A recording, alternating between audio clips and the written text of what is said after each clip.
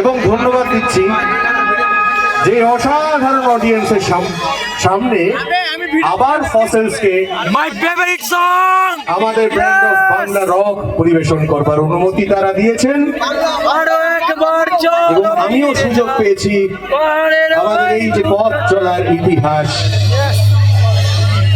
এই পথ চলার দীর্ঘ সময়, দীর্ঘ সূত্র তোমাদের সবার সঙ্গে ভাগ করে নেবার একটা আবার সুযোগ আমরা পেয়েছি। আমার তো ইচ্ছে আছে আবারও আসবার, তোমাদের কি সেই ইচ্ছে আছে? তাহলে সেই ভরসায় এখন একটা আদিম গান হোক। এই গানটা সবাই জানে, কাজে সবার গলা এখানে আরো বেশি করে শুনবো। কি শুনবো তো আরো একবার?